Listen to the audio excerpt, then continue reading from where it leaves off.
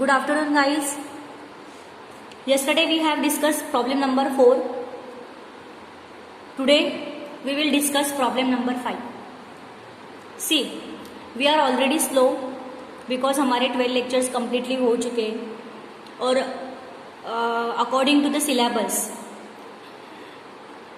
12 lecture के अंदर एक टॉपिक हो जाना चाहिए, बट मैं फिर भी आपके लिए मैं स्लो ले रही हूँ बिकॉज हमारे 12 लेक्चर ऑलरेडी हो चुके हैं. ये हमारा 14वां लेक्चर है, you know. But still I am trying to get more problems because you should understand. अगर मैं भाग भाग के अगर if I solve and you will not understand, so it's not be beneficial, right. So ये important नहीं है, इसका कोई भी फायदा नहीं होगा. सो आई थॉट कि हम ऑलरेडी स्लो है. आई गॉट सम क्वेरीज कि मैम आपका स्लो हो रहा, आपका थोड़ा सा फास्ट हो रहा है या फिर थोड़ा सा सॉफ्टनेस लाओ. तो मैं कितना सॉफ्टनेस लाऊं गाइज? यू टेल मी कितना सॉफ्टनेस लाऊं मैं, क्योंकि ऑलरेडी मैं एक प्रॉब्लम को मैं 2-3 बार डिस्कस कर रही हूँ, तो इतना तो मैं डिस्कस नहीं कर सकती ना, है ना. लेकिन आपको समझे फिर भी मैं इतना डिस्कस कर रही हूँ. So you have to focus. मैंने फिर भी बोला है आपको क्वेरीज कब निकालनी है, आपको प्रॉब्लम्स कब आनी है, जब आपने 3 बार ये एक प्रॉब्लम सॉल्व किया. एक बार मेरा वीडियो देख के, दूसरी बार खुद से सॉल्व करके, और एक बार मेरा वीडियो सिर्फ देखने के बाद देख के सॉल्व करना, दूसरी बार खुद से सॉल्व करने की कोशिश करना वीडियो देख के, और लास्ट टाइम अपने खुद से सॉल्व करना. एक बार फिर से रिवीजन. ऐसे 3 बार अगर सॉल्व किया, उसके बाद भी अगर आपको डाउट है, then you can ask me. अगर आपने कुछ प्रॉब्लम ही सॉल्व नहीं किया, रिवीजन ही नहीं किया, सो क्या मतलब क्या है इस बात का? ओके. सो प्लीज आप पहले रिवाइज करने के बाद जो भी डाउट्स आए आई क्लियर डेफिनेटली. ओके. हमारे 4 प्रॉब्लम हो चुके हैं. रही बात रिवीजन की, सो जैसे ही हमारा ये टॉपिक खत्म होता है, मैं फिर से आपका रिवीजन लेने वाली हूँ प्रॉब्लम नंबर 1 से. Don't worry. मेरी कोशिश यही रहेगी कि आप तक कितना पहुंचाऊं, आपको कितना समझे, बस यही मेरा मोटो है. आई एम जस्ट ट्राइंग कि आपको अंडरस्टैंड होना चाहिए हर एक चीज. आई टोल्ड यू कि मेरा कॉन्टिजेंट लायबिलिटी का कंसेप्ट आपको क्लियर करना बाकी है. ओके. सो सिर्फ इतना ही है. बाकी तो tangible asset you already know. Tangible asset क्या होता है? जो एसेट्स आंखों से दिखती है it is called tangible asset, and जो एसेट आंखों से नहीं दिखती है it is called intangible asset, right. So tangible मतलब आंखों से दिखने वाली एसेट, जैसे कि फर्नीचर, बिल्डिंग, मशीनरी, ये हो गई आंखों से दिखने वाली एसेट्स. कैश, है ना. But intangible asset, goodwill, commission, these are intangible asset. Okay. मतलब ये आंखों से नहीं दिखती है. दीज आर वे लाइक वो एक कैश के इसमें से है, कैश के थ्रू वो आ रही है, बट कमीशन एक नाम है, गुडविल एक नाम है. गुडविल एक नाम है. So goodwill is a intangible asset, not commission. Goodwill is a intangible asset. So goodwill क्या है? गुडविल हम लोग वैल्यू निकालते हैं उसका गुडविल का. That is why it is an intangible asset. वो एसेट हमें आंखों से नहीं दिखती है. Okay. Commission is not a asset, commission is a income और एक्सपेंसेस. सो जो एसेट आंखों से दिखती है it is called tangible asset. जो एसेट आंखों से नहीं दिखती है it is called intangible asset. Goodwill is a intangible asset. Goodwill means our companies reputation in the market, है ना. तो वो गुडविल जो है वो हमें वैल्यू में निकालना होता है, बट वो हमारी एसेट है, लेकिन वो हमें आंखों से नहीं दिखती है, but still it is our asset. So it is a intangible asset. And what is tangible asset? Tangible assets means जो हम लोग उसको टच कर सकते हैं, हम लोग उसको हाथ लगा सकते हैं, वी कैन सी इट, है ना. It is called tangible asset such as furniture, building, machinery, fixtures, to plant, it is called tangible asset. Okay, and contingent liability means क्या होता है, first of all I just revise once again this problem number 3 and then I'll tell you ki what is contingent liability. Okay, see ये हमारा था problem number 4, problem number 3, ये हमारा question number 3 था. मैंने आपको बोला था कि हमारा स्टैट्यूटरी रिजर्व कितना आ रहा है 84,000, लेकिन प्रिंटिंग मिस्टेक हो गई है क्वेश्चन में, जिसमें से हमें इसीलिए हमारा जो प्रॉब्लम है वो टैली नहीं हो रहा है. ओके, यहाँ पे आ रहा है 1,83,94,000, 1,83,94,000, और यहाँ पे आ रहा है 1,83,90,000. So what will do here, हमारा जो कैश है, हमारा जो कैश इन हैंड है, कैश इन हैंड कितना है हमारा, कैश इन हैंड कितना है हमारा 1,50,000 है ना. So we will write here 1,54,000 because I ask my senior, he said that it is a printing mistake, so that's why we have to rectify it. Okay, it is a 1,54,000. So we will do here हमारा schedule number कितना है cash and bank balance का, cash in hand का 6 ना, schedule number 6 है I guess. Yes, यहाँ पे आएगा 54,000. ओके, यहाँ पे आ जाएगा 54,000 और 1,54,000 प्लस 2 लाख 3,54,000. सो हमारा बैलेंस शीट में यहाँ पे हमारा कैश इन हैंड का बैलेंस है 3,54,000. इसी तरह से हमारा ये जो प्रॉब्लम है वो हमारा टैली हो गया, we have tallied it. Okay, है ना, हो गया हमारा tally.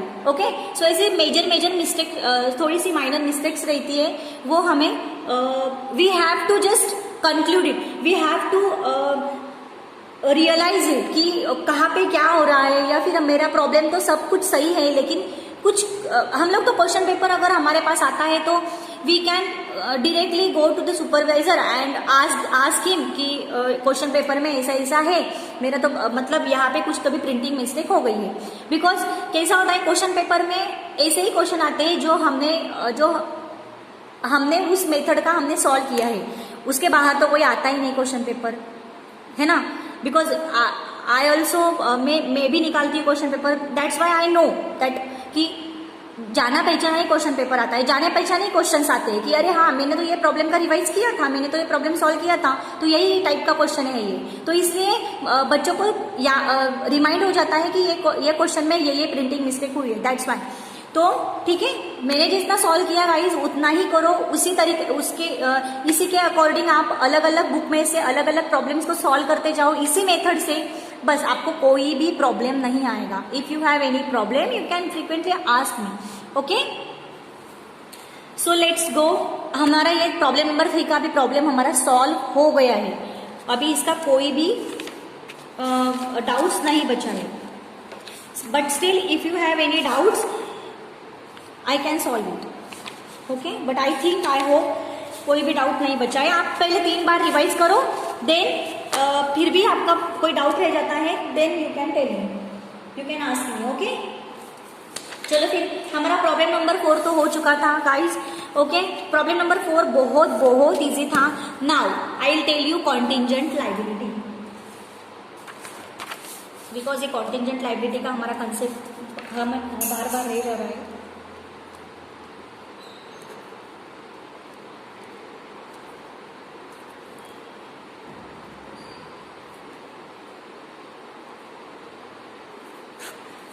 Contingent liability. So what is mean by contingent liability? See, पूरे ध्यान से सुनना. देखो, एक बैंक है या फिर एक कंपनी है जिसके अगेंस्ट, वो कंपनी या बैंक के अगेंस्ट कोई एक कंपनी ने या फिर कोई एक इंस्टीट्यूशंस ने या फिर कोई एक पर्सन ने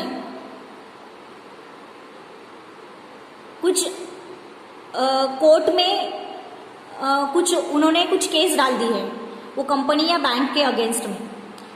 एंड देन अगर वो निकाल, वो जो रिजल्ट होता है कोर्ट का, अगर वो हमारी तरफ से लगा तो हमारा तो ये एसेट ही है, हमारा तो फायदा ही है ना, हमारी तरफ से लगा तो।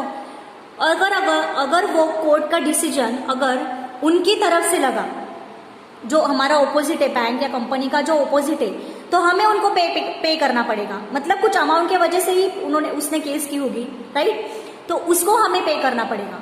तो ये क्या हो गई हमारी लाइबिलिटी। तो इस टाइम पे बैंक क्या करती है, बैंक या कंपनी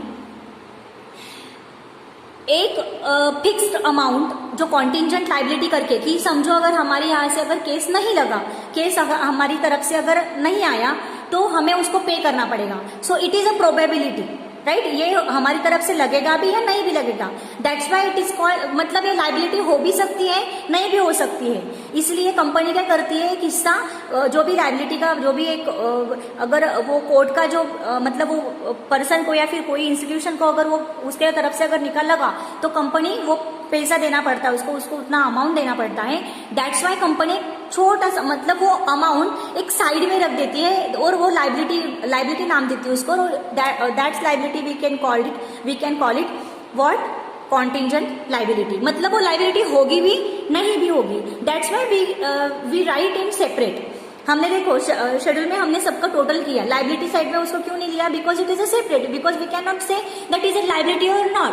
दैट इज वाई कि वो निकालो, समझो अगर हमारी तरफ से लगा तो ये कॉन्टिंजेंट लाइबिलिटी पूरा का पूरा वो हमारा हो जाएगा, वो लाइबिलिटी नहीं होगा, वो हमारा पैसा वो बच जाएगा। तो वो लाइबिलिटी क्या हो जाता है, वो नेक्स्ट ईयर में फॉरवर्ड हो जाता है। सो दैट इज वाई कि ये लाइबिलिटी है भी नहीं भी। इसलिए हम मतलब ये केस हमारे अगेंस्ट होगा भी नहीं भी होगा, हमारी तरफ से निकाल अगर आया तो ये हमारी लाइबिलिटी नहीं होगी, हमारा लाइबिलिटी कॉन्टिंजेंट लाइबिलिटी का पैसा बच जाएगा। अगर वो केस अगर दूसरी तरफ से लगा तो समझो अगर ऑपोजिट पार्टी के तरफ से अगर वो केस निकाल अगर लग गया, मतलब वो उनका डिसीजन आ गया, तो we have to pay them, we have to pay him or them, okay, so that is why we can call it contingent liability। तो इसका पैसा मतलब ये पैसों का जो इम्पैक्ट है वो हमारे बिजनेस पे नहीं पड़ेगा। कोर्ट का निकाल कहाँ से भी लगे, हमारे बिजनेस के ऊपर उनका इम्पैक्ट, वो अमाउंट का इम्पैक्ट नहीं आना चाहिए। दैट इज वाई बैंक या कंपनी या कोई इंस्टीट्यूशन ये कॉन्टिंजेंट लाइबिलिटी के अमाउंट अलग से रख देती है, जो कि इसकी वजह से कंपनी के या बैंक पे कोई इम्पैक्ट, फाइनेंशियल इम्पैक्ट नहीं हो। That's why, okay, that's why we can call it contingent liability, because it is a liability or not, because it's a probability कि वो liability होगी भी या नहीं होगी। okay, so इतना concept according to me कि इतना तो concept clear है। okay, इतना ही ध्यान में रखो, एक सादा सोपा मैंने जो भी है एक सरल तरीके से मैंने आपको समझाने की कोशिश की contingent liability। okay, कोई भी अगर डाउट्स हो आपको, कोई भी डाउट्स हो, यू कैन आस्क मी या यू कैन गूगल इज मतलब गूगल तो हमेशा हमारे पास ही रहता है। हम हमारे पास, सब बच्चों के पास या हम सब के पास रिचार्ज होता है इंटरनेट का, so we can Google. Okay, so contingent liability मेरी तरफ से तो यही कंसेप्ट है कि सिर्फ एक मैं क्या बोलती हूँ, एक इजी वे से कि मैं इजी तरीके से मैंने समझाया आपको कॉन्टिंजेंट लायबिलिटी। ओके,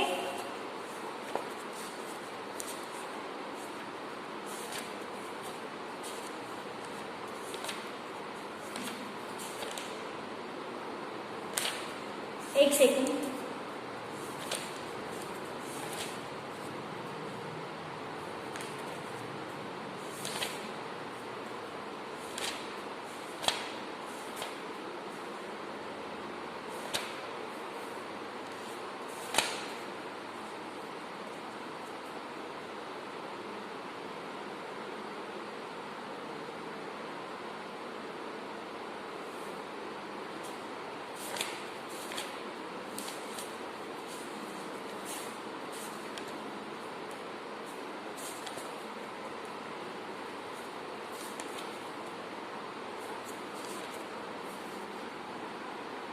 देखो क्वेश्चन में बुक में दिया है, देखो contingent liabilities, claim against the bank, bank के against claim not acknowledge as debts, अगर नॉट एक्नॉलेज एज डेब्ट्स, अगर डेब्ट्स उनका अगर एक्नॉलेज नहीं हुआ तो liability for partly paid investment, liability for partly paid investment, liability partly paid investment का paid किया, liability on account of outstanding forward exchange contract, जो भी कॉन्ट्रैक्ट्स होते हैं उसका लाइबिलिटी। कैसा होता है ये गाइज, ये सिर्फ कोर्ट का ही नहीं होता है, ये अलग अलग पार्ट्स इसमें इंक्लूड है, अलग अलग कोई अलग अलग प्रोविजन, मतलब वी कैन से अलग अलग सिचुएशंस इसमें इंक्लूड है। जैसे कि अभी ये लाइबिलिटी हो गया पार्टली पेड का, कि ये पार्टली पेड भी करना है, ये लाइबिलिटी एक प्रोबेबिलिटी हो गया। Okay, then liability on account of outstanding forward exchange contracts, ये भी हो गया। Guarantees given on behalf of constituents, guarantees given, guarantee दिया है किसके तरफ से, कॉन्स्टिट्यूट्स के तरफ से, इन इंडिया और outside India, acceptance, endorsement and other obligations, इसकी वजह से भी ये लाइबिलिटी कॉन्टिजेंट लाइबिलिटी में आता है। Other items for which the bank is contingently liable, other items कि जिसके लिए ये कॉन्टिजेंटली लाइबल होती है ये बैंक। ओके, सो ये होता है।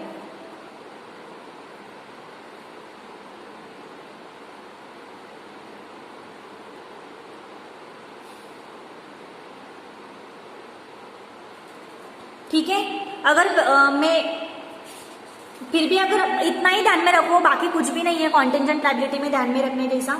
ठीक है, बाकी हमें तो हमारे प्रॉब्लम की तरफ फोकस करना है, हमें सॉल्यूशन कैसे आएगा उसकी तरफ फोकस करना है। ठीक है, बाकी आप बाद में पढ़ सकते हो, लेकिन पहले हमें सॉल्यूशन लेना है कि सॉल्यूशन हम लोग कैसे कर सकते हैं कोई प्रॉब्लम का। ओके, सो ये हो गया हमारा प्रॉब्लम नंबर 4। प्रॉब्लम नंबर, यहाँ अब तक हम लोग प्रॉब्लम नंबर 4 पढ़ चुके हैं। Now we will go problem number 5। Problem number 5 हम लोग पढ़ेंगे अभी। चलो फिर let's go.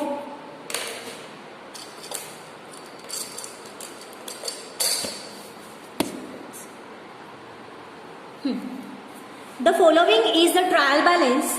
The following is the trial balance of Dhana Vikas Bank Limited, Dharangon, as on 31st March 2016. Okay.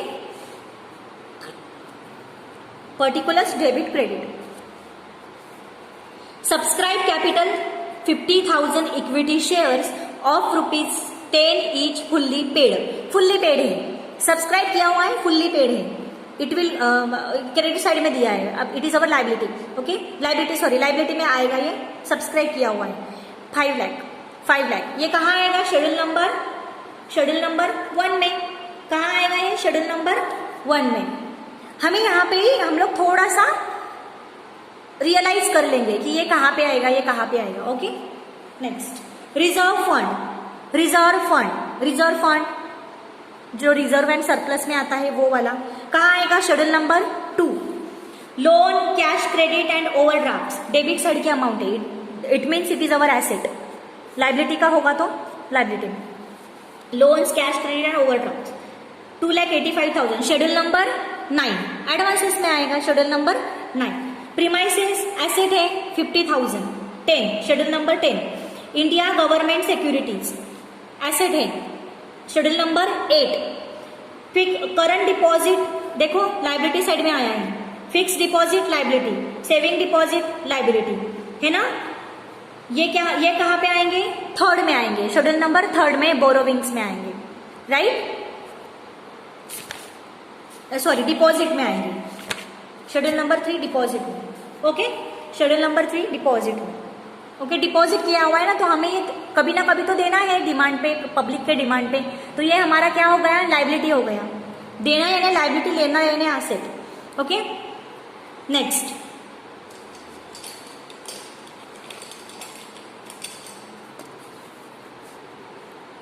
Salaries 28,000 क्या है? एक्सपेंसेस है। कौन सा expenses? Operating expenses, other expenses, general expenses 16 schedule number 16 operating expenses. Rent, rates and taxes operating expenses. Directors fees operating expenses. Profit and loss account on 1 अप्रैल 2015, हमारा year क्या है? 16। तो ये लास्ट ईयर का प्रॉफिट है। How much? 16,000। कितना है? 16,000। Next interest and discount, credit side में देखो, इंटरेस्ट एंड डिस्काउंट कहाँ पे आएगा? ये इनकम है ना, इनकम कहाँ पे आएगी? शेड्यूल नंबर 3rd में। इंटरेस्ट अर्न में आएगा, क्योंकि इंटरेस्ट और अदर इनकम अलग अलग शेड्यूल है। ओके, तो इंटरेस्ट का अमाउंट इंटरेस्ट के शेड्यूल में ही आएगा, शेड्यूल नंबर 13 में। स्टॉक ऑफ स्टेशनरी, स्टॉक बोला है, not only stationery, stock of stationery, तो ये क्या है, हमारी एसेट है। ओके, तो एसेट आएगी शेड्यूल नंबर 11, अदर एसेट में।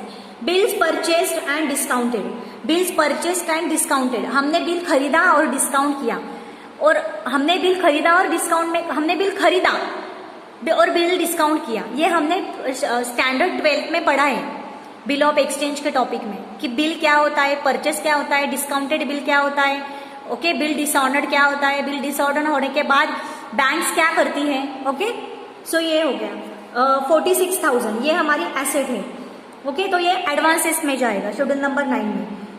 ओके, मैं आपको एक काम करती हूँ, मैं इसका भी कंसेप्ट आपको क्लियर कर देती हूँ।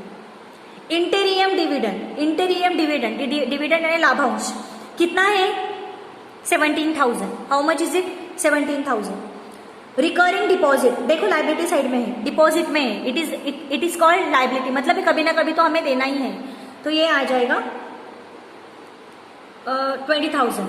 ओके, शेड्यूल नंबर 3 में डिपॉजिट्स में। शेयर्स 1,50,000 इन्वेस्टमेंट है।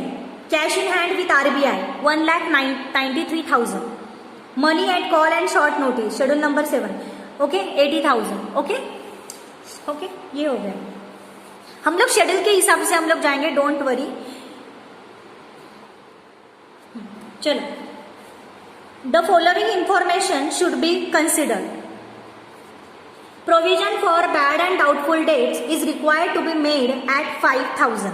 बैड एंड डाउटफुल डेट्स कितने हैं हमारे, यहाँ पे बैड एंड डाउटफुल लोन नहीं है, यहाँ पे लोन नहीं है, it is not mention loan, it's mention bad and doubtful debts. Debts हुआ है हमारा कितना, 5,000 हमारा डेट्स हुआ है। ओके, तो इसमें क्या होगा, जो भी शेड्यूल नंबर 9 है, शेड्यूल नंबर 9 हमारा क्या है, एडवांसेस है ना, तो एडवांसेस में से ये डेट क्या हो जाएगा, लेस हो जाएगा। ये तो हमें पैसे 5,000 हमें मिलने वाले नहीं है, जो मिलने वाले हैं वो हम एडवांसेस में लेते हैं। ओके, और जो नहीं मिलने वाले हैं उसको हम क्या करेंगे, लेस कर देंगे। तो ये तो डेट हो गई, ये हमारा लेस हो गया, और ये क्या हो गया, फिर हमारा लॉस हो गया कि नहीं, एक्सपेंसेस हो गया, तो ये एक्सपेंसेस में ऐड हो जाएगा, यानी ऑपरेटिंग एक्सपेंसेस में आ जाएगा। Okay, next, interest accrued on investment was 8,000। Interest accrued, interest बाकी है किस पे, इन्वेस्टमेंट पे, तो ये हमारा क्या हो जाएगा, ये इंटरेस्ट एक्रूड है ना हमारा बाकी है, तो ये इन्वेस्टमेंट शेड्यूल नंबर 11 में आ जाएगा, शेड्यूल नंबर क्या 11 में आ जाएगा, और 13 में ये ऐड हो जाएगा। I will tell you. Okay, unexpired discount, जो एक्सपायर नहीं हुआ है वो discount. Rebate on bill discounted amounted to ₹380, ये आ जाएगा शेड्यूल नंबर 5, और माइनस हो जाएगा शेड्यूल नंबर 13 में से।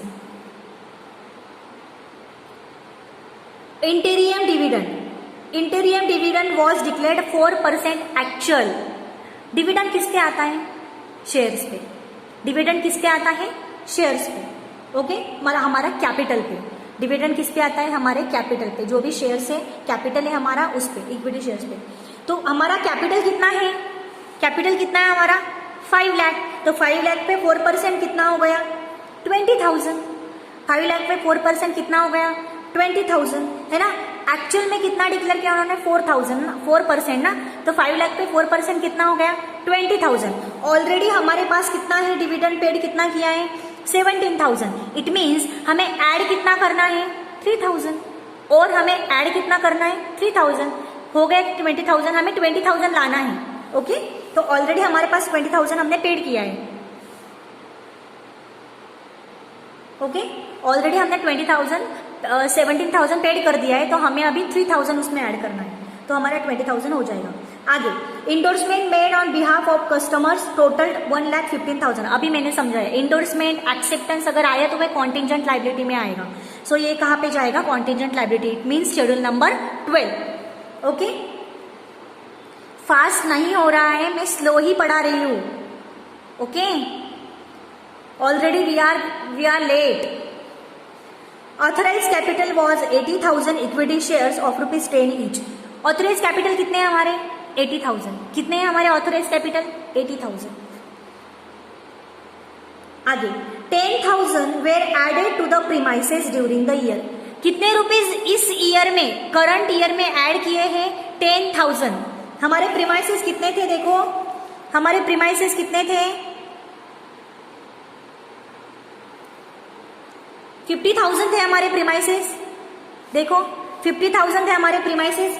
50,000 में उन्होंने मतलब 50,000 अभी हुए हैं इस ईयर में, तो यहाँ इस ईयर में उन्होंने कितने ऐड किए थे? 10,000। तभी जाके वो 50,000 हुआ। ओके, तो इट मीन्स हमारा पहले का बैलेंस कितना था? 40,000। हमारा ओपनिंग बैलेंस मतलब लास्ट ईयर का बैलेंस हमारा कितना था? 40,000। उसमें इस 40,000 में 10,000 रुपीज इस करंट ईयर में ऐड किए, तभी जाके ये 50,000 हुए। Okay, so depreciation at 5% opening balance is required, on the opening balance is required। Opening balance पे 5%, ओपनिंग बैलेंस कितना है हमारा? 40,000। सो 40,000 पे 5% कितना आ गया? 2,000। ओके, हम लोग लेंगे गाइस, डोंट वरी। हम लोग जैसे जैसे प्रॉब्लम सॉल्व करेंगे ना, वी विल ऑटोमेटिकली रिकैप हो जाएगा। Okay, next, market value of Indian government securities was 3,90,000। Market value कितनी हमारी इंडियन गवर्नमेंट सिक्योरिटीज की? 3,90,000। 3,90,000। Okay, market value government securities की। आगे तो ये आ जाएगा गवर्नमेंट सिक्योरिटीज का मार्केट वैल्यू शेड्यूल नंबर 8 में, मार्केट गवर्नमेंट सिक्योरिटीज का शेड्यूल नंबर 8 में। और शेड्यूल नंबर 14, शेड्यूल नंबर 14 क्या है हमारा? Other income, right? Other income, government securities, market value 3,90,000 हो गया है।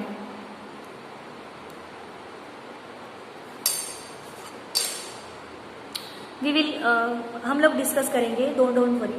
Prepare profit and loss account for the year ending 31 March 2016। क्या निकालने को बोला है? Profit and loss and balance sheet as at that date in the prescribe form. और balance sheet भी निकालने को बोला है। प्रॉफिट एंड लॉस भी और balance sheet, profit and loss भी और बैलेंस शीट भी। मैंने अब तक ये जो एक्सप्लेन किया वो आप 2 बार सुनना, 2 बार सुनना मैंने जो भी ये डिस्कस किया वो।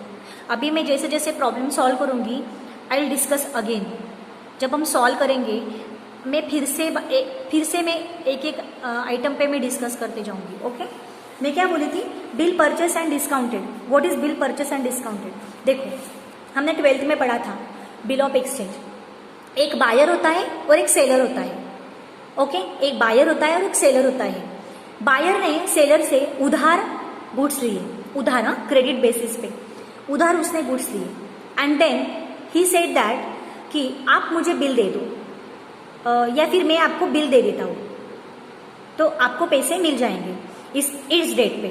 So it is like a promise note. Okay, so bill it's like a promise note कि मैं ये डेट पे आपको आपके पैसे दे दूंगा। सो बायर क्या करता है? नोट लिख देता है कि एक प्रॉमिस नोट पे कि seller name, buyer name and when he buy goods and how much amount is it, कितने अमाउंट है और वो अमाउंट वो कौन से डेट पे देने वाला है। समझो आज है, आज हमारी डेट क्या है? आज हमारी डेट है 7 अक्टूबर। सो नेक्स्ट 7 नवंबर आएगा 1 मंथ का। समझो उसने 1 मंथ का उसने ड्यू डेट लिया। सो 7 नवंबर को वो पैसे पे करेगा। 7 नवंबर के बाद 7 नवंबर के 3 डेज उसको एक्सटेंड कर देते हैं। ऐसा रूल है कि 7 नवंबर के 3 डेज उसको एक्स्ट्रा मिल जाते हैं। सो कितना हो गया? 8, 9, 10 नवंबर तक उसने पैसे पे कर देने चाहिए। अगर उसने पे नहीं किया, अगर उसने 10 नवंबर के बाद अगर उसने पैसे नहीं पे किए तो वो प्रॉमिस नोट क्या हो जाता है? वो डिसऑनर, कैंसिल हो जाता है। चेक कैसा हमारा कैंसिल हो जाता है अगर हमारे अकाउंट में अगर पैसे नहीं रहे तो वैसे वो बिल क्या हो जाता है? कैंसिल हो जाता है। तो वो समझो अगर नहीं हुआ कैंसिल, समझो अगर 7 नवंबर आ गया और सेलर बोला कि चलो अभी हमारे पैसे 7 नवंबर के आने वाले हैं, तो वो क्या करता है?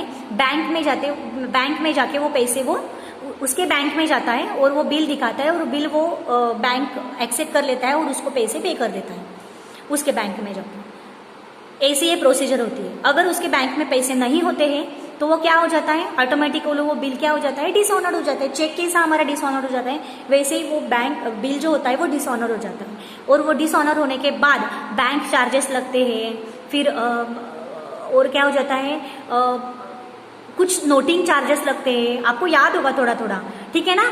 तो वो ऐसे चार्जेस बढ़ जाते हैं। फिर सेलर क्या करता है, फिर से बायर के पास जाता है, फिर बायर क्या करता है, उसको कैश पे कर देता है। जितनी अमाउंट हो गई वो नोटिंग चार्जेस, बैंकिंग चार्जेस जो भी हो गया वो अमाउंट को कैलकुलेट करके वो उसको अमाउंट पे कर देता है।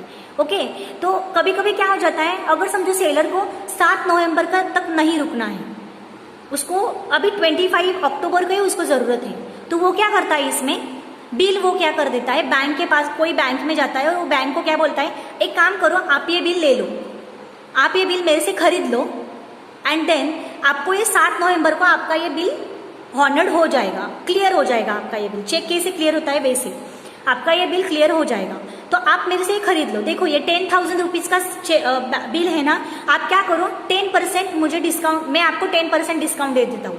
बैंक क्या बोलेगी, बैंक क्या है, फायदा है ना, वो बिल खरीद रही है 10% डिस्काउंट पे, 10%, 10,000 पे 10% कितना हो गया, 1,000। इट मीन्स बैंक क्या करेगी, 10,000 का बिल 9,000 में खरीद रही है, तो बैंक क्या करेगी, उसको सेलर को पैसे दे देगी, फिर सेलर और बिल का कोई भी कॉन्टैक्ट नहीं। इसके बारे में बायर को कुछ भी पता नहीं है कि मेरा ये बिल जो है वो बैंक को सेलर ने बेच दिया है। बायर को क्या करना है, सिर्फ पैसे देने से मतलब है। ओके, बैंक बायर को इसकी कोई भी भनक नहीं है। ओके, इस चीज के, इस ट्रांजैक्शन के बारे में सेलर को जरूरत थी, सेलर ने बैंक को बेच दिया वो बिल, फिर बैंक क्या करेगी, 9,000 उसको पे कर देगी, बिकॉज उसको 10% डिस्काउंट मिल गया, उसका फायदा हो गया बैंक का। फिर बाद में 7 नवंबर को बिल बैंक क्या करेगी, उस बिल को सबमिट करेगी बैंक के पास, या फिर अपने आप मतलब ये बिल जो है वो अपने आप उस अकाउंट नंबर पर ट्रांसफर हो जाएगा। ये बिल वो बैंक के दूसरी बैंक जो भी सेलर बायर की जो भी बैंक है वो बैंक के पास ये बिल जाएगा और उसको सबमिट कर देगा। फिर वो बैंक बायर के अकाउंट में से वो पैसे बैंक को दे देगी। कितने देगी वो पैसे, 10,000 देगी। सो 1,000 बैंक का फायदा हो गया ना, बिकॉज ऑफ डिस्काउंट, क्योंकि उसने बायर सेलर से वो बिल खरीद लिया था, दैट्स वाई। तो it is called bill purchase and discounted. Bank ने बिल खरीदा और डिस्काउंट से खरीदा, समझ में आया। सो ये क्या हो गया हमारी, तो इट मीन्स वो पैसे आने वाले हैं या नहीं आने वाले हैं वो भी पता नहीं है, फिर भी बैंक ने वो बिल खरीद लिया उस बंदे से, वो सेलर से। तो ये क्या हो गया, एडवांस हो गया ना, ये क्या हो गया, एडवांस हो गया। मतलब ये एडवांस में उसने पैसे पे कर दिए और उसको पैसे अभी मिलने वाले हैं बिल के, तो ये क्या हो गई, बैंक की एसेट हो गई। क्या हो गई, वो बैंक की एसेट हो गई, लेकिन वो किस में आ जाएगी, एडवांसेस में आ जाएगी। That is why we took in advance. Okay, समझ में आ गया बिल परचेस एंड डिस्काउंटेड का कंसेप्ट। अगर नहीं समझ में आया फिर से वीडियो को फिर से पीछे ले जाओ, फिर से पढ़ो, फिर से सुनो। ओके, सेलर बैंक को जो बिल बायर ने दिया हुआ है वो दे देता है, वो बेच देता है बैंक को डिस्काउंट में, और वो पैसे ले लेता है, उसको पैसे मिल गए, खत्म। अभी बैंक और बायर का कॉन्टैक्ट, बैंक और बायर का ट्रांजैक्शन होता है। बैंक क्या करेगी, ड्यू डेट को 7 नवंबर को या फिर 10 नवंबर को वो पैसे, वो जो बिल है वो बायर के बैंक में जाएगी और वो पैसे ले लेगी। अगर बायर के बैंक में पैसे नहीं होंगे फिर क्या होगा, बायर के बैंक में पैसे नहीं होंगे, then what will happen, dishonour हो जाएगा बिल। डिसऑनर होने के बाद क्या होगा, बैंक क्या करेगी, वो सेलर के पास जाएगी, अरे भाई आपने तो बिल परचेस कर दिया लेकिन उसके बैंक में तो पैसे ही नहीं थे, just like a cheque. Okay, तो उसके बैंक में तो पैसे ही नहीं थे, तो चलो अभी आपको तो 9,000 हमने दिया था, वो 9,000 हमें दे दो, सॉरी वो 10,000, हमने तो 10,000 की बोली पे हमने आपको 9,000 का बिल परचेस किया था आपसे, तो दे दो हमें 10,000। फिर वो सेलर क्या करेगा, बायर के पास जाएगा कि अरे तूने तो अकाउंट में पैसे नहीं थे, फिर भी तूने वो ड्यू डेट आने के बाद भी तूने मेरे को पैसे नहीं दिए बिल के, तो बायर क्या करेगा, बायर उसको पैसे दे देगा। फिर बायर और नोटिंग चार्जेस, वो बिल डिसऑनर होने की वजह से नोटिंग चार्जेस पेड करेंगे। फिर बैंक क्या करेगी, बैंक तो इसमें फंस गए, बैंक का तो उसमें नुकसान हो गया, तो बैंक क्या करेगी, फिर से ये जो सेलर है जिससे उसने परचेस किया था बिल, उसको वो बैंक चार्जेस अप्लाई करेगी, बैंक चार्जेस को वो चार्ज करेगी सेलर पे, क्योंकि वो उसकी बैंक है ना। तो फिर से वो इतने सारे वो जो एक्स्ट्रा का अमाउंट होता है वो बायर को पे करना होता है, सो बायर उतना अमाउंट पे कर देगी। ओके, सो ऐसा होता है bill purchase and discounted. Bank seller के पास है या फिर जो जिसके पास बिल है उससे वो पैसे उससे वो बिल खरीद लेती है और डिस्काउंट में खरीदती है वो, दैट इज वाई, और एडवांस में वो पैसे दे देती है, फिर ड्यू डेट में उसको वो पैसे मिल जाते हैं। It is our asset, that's why we took in asset side, but it is our advance में हमने वो पे किया होता है, सो हमारा वो लेना होता है, that's why we took in asset. Okay, तो ये था concept bill purchase and discounted, समझ में आया? ओके, चलो, तो हमारा नेक्स्ट है, अभी हम इसको प्रिपेयर कर लेंगे। पहले हम balance sheet, profit and loss, इसको प्रिपेयर करेंगे, ठीक है। हम लोग सब अकाउंट्स अभी निकाल लेंगे, दोनों करेंगे।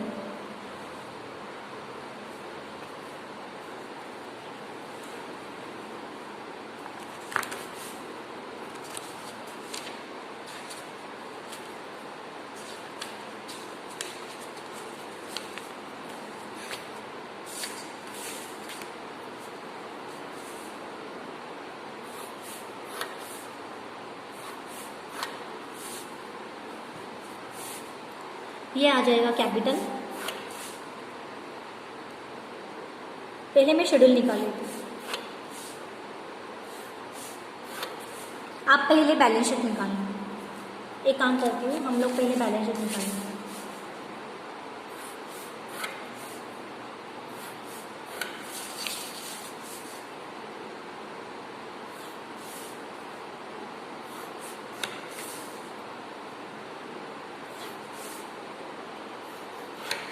Okay,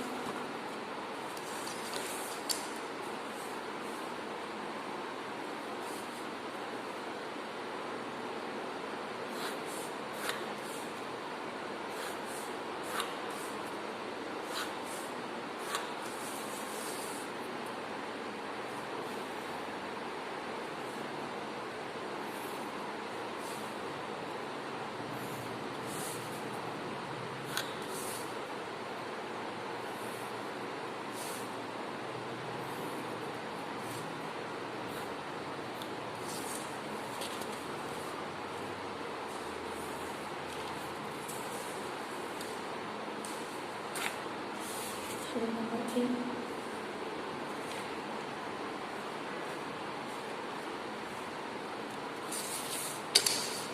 schedule number 4,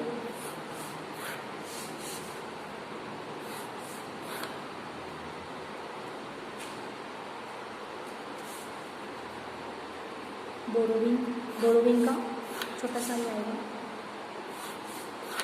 schedule number 5, schedule number 5 है हमारा अदर लाइब्रेरीज, इसका भी छोटा सा ही लेंगे।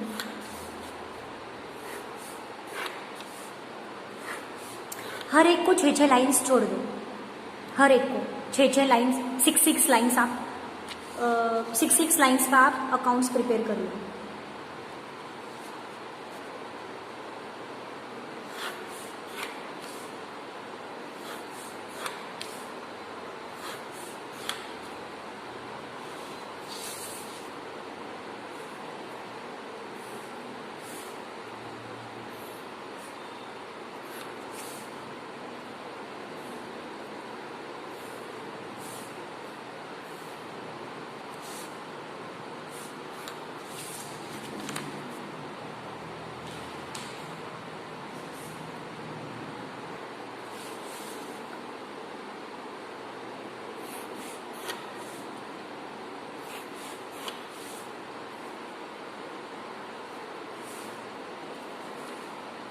शेड्यूल नंबर 8,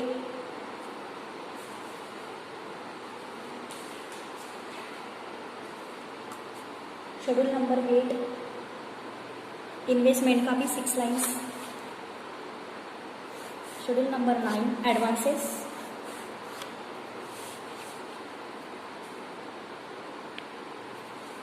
एडवांसेस का हमें पता है ना कितना लेना है, थोड़ा जगह छोड़ देना है।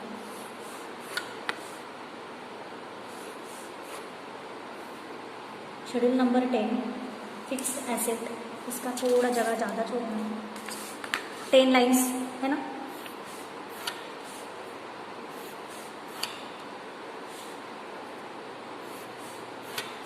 शेड्यूल नंबर 10 हो गए। शेड्यूल नंबर 11 अदर एसेट, इतने कुछ ज़्यादा एसेट नहीं आते but 6 lines you can leave.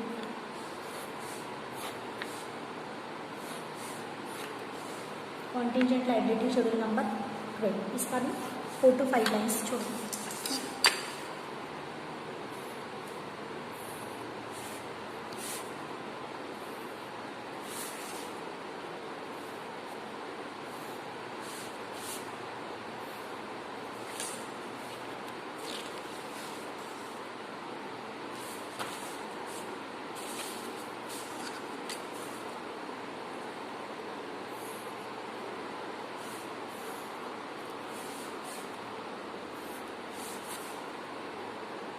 मैं आपके सामने क्यों ड्रॉ कर रही हूँ, मैं बाद में भी वीडियो को पॉज करके भी मैं कर सकती थी, बिकॉज यू शुड नो कि कितना टाइम लगता है और हमें कितनी प्रैक्टिस की ज़रूरत है, कितना टाइम लगता है एक प्रॉब्लम को सॉल्व करने में। अभी आप खुद ही देख लो कि हमें कितना टाइम लगा सिर्फ अकाउंट्स निकालने, शेड्यूल निकालने के लिए, उसको तो हमें प्रिपेयर भी करना है। तो आप ही सोचो कितना टाइम लगेगा।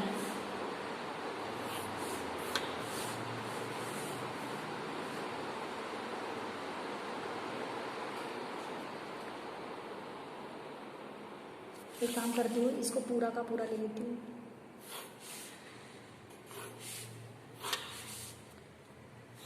ये हो गया हमारा प्रॉफिट एंड लॉस अकाउंट। अभी यहाँ पे आएगा शेड्यूल नंबर 13।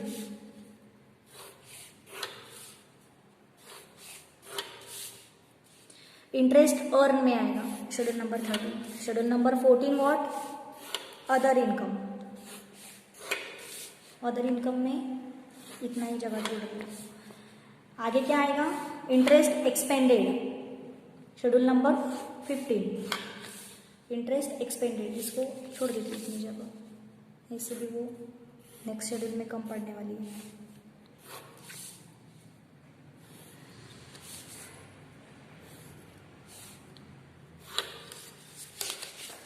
और शेड्यूल नंबर 16 ऑपरेटिंग एक्सपेंसेस।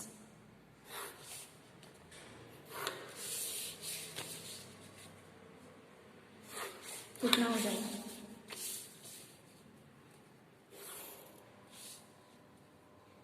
अभी आपको तो पता है प्रॉफिट एंड लॉस अगर हम लेंगे तो वर्किंग नोट तो आएगा ही obviously, because we have to know about net profit. फिर प्रोविजंस लेने होंगे हमें, अगर एनपीए दिए होंगे तो, और फिर हमें कॉन्टिजेंट वो था प्रोविजंस निकालने होंगे। ओके, तो इसीलिए हमें ये तो लगेगा ही। ओके, क्योंकि टैक्स भी निकालना होगा, अगर टैक्स दिया होगा तो we have to make working notes.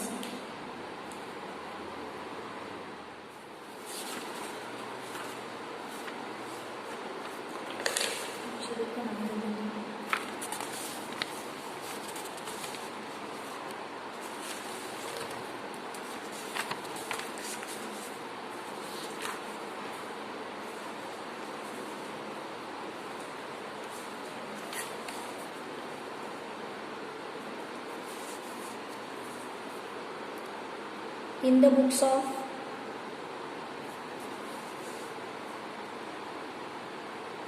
of क्या नाम है,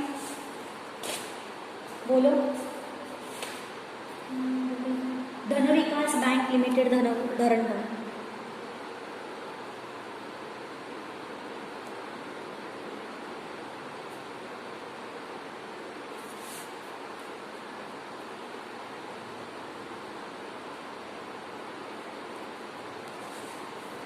एज ऑन यहाँ पे लूँगी, एज ऑन 31 मार्च 20, ये करंट ईयर का आएगा ना, 16, फिर यहाँ पे एज ऑन 31 मार्च 2015, ये है हमारा बैलेंस शीट।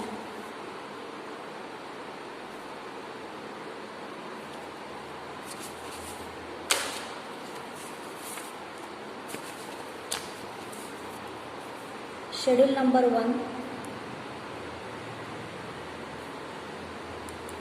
इसके आगे लिख दो कैपिटल।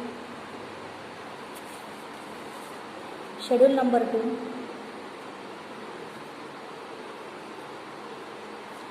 Reserve and surplus.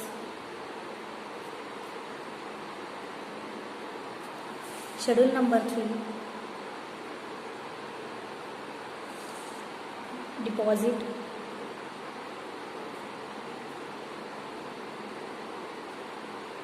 यहाँ पे क्या लिखोगे, as on 31 March 2016, as on 31 March 2015, rupees. Okay, ऐसा यहाँ पे आप लिख दो।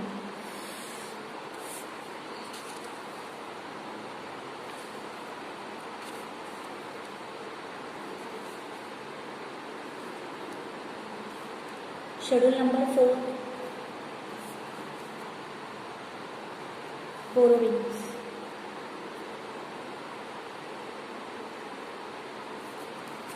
Schedule number 5,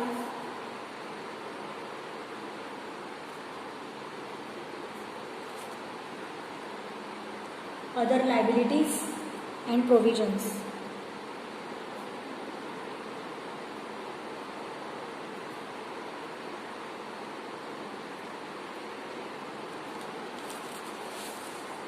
schedule number 6,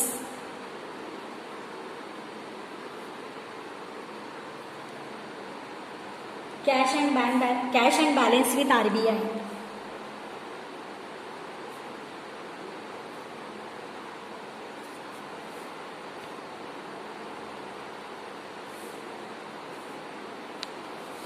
schedule number 7, balance with other banks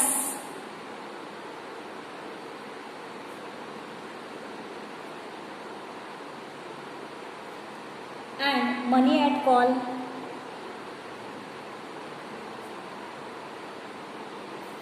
and short notice.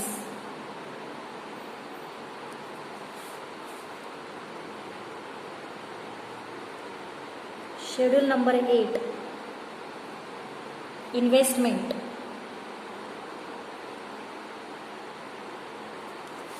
Schedule number 9,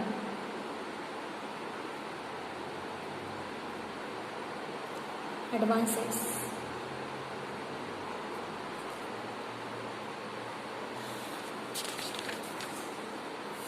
schedule number 10,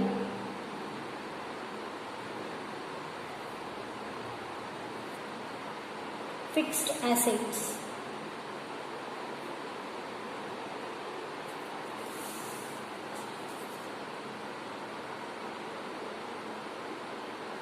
schedule number 11, other assets.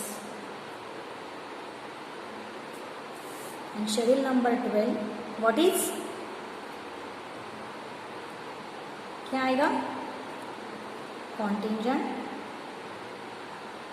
Liability.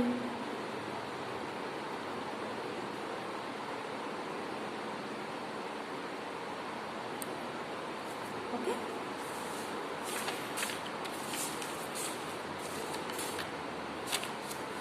यहाँ पे आपको सभी जगह पे 31 मार्च, एज ऑन 31 मार्च 2015, 2016, 15 ऐसे पूरा लिखना है। ये हो गया हमारा बैलेंस शीट का detail. Now we will go profit and loss. यहाँ पे भी लिखना है फिर से, in the books of Dhan Vikas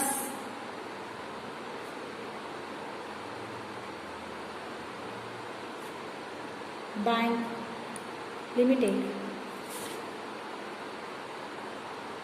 धरणगांव,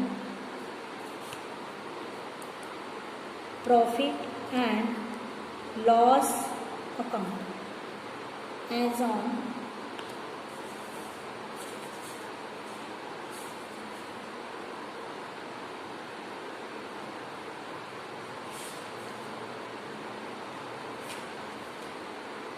profit and loss account for the year ended आएगा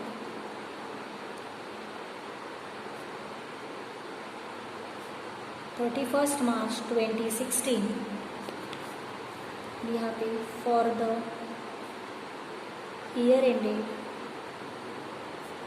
31st March 2015 पे आ जाएगा particulars.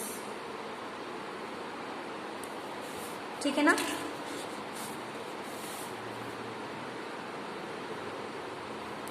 Schedule number 13 interest earn, schedule number 14 other income, schedule number 15 interest expenses expanded,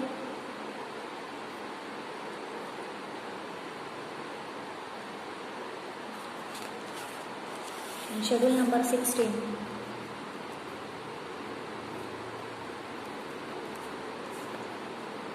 operating expenses.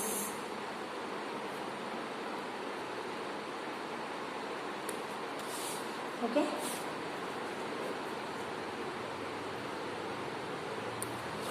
ठीक है। यहाँ पे as for the year ended 31st March 2016, year ended 31st March 2015 ऐसे लिखना है। Year ended 31st March 2016 rupees, year ended 31st March 2015 rupees. Okay, हाँ यहाँ पे नीचे करके भी लिखा तो भी चलेगा, रुपीज़।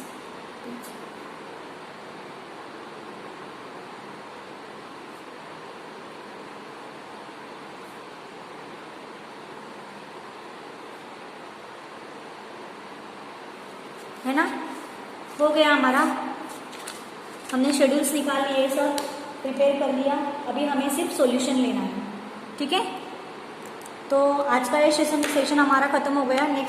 नेक्स्ट लेक्चर में हम लोग ये प्रॉब्लम डिस्कस करेंगे। Okay, thank you and keep learning. आप पहले 4 प्रॉब्लम की आप सॉल्यूशन करो, 3rd प्रॉब्लम का आप रिवाइज करो, रिवीजन करो।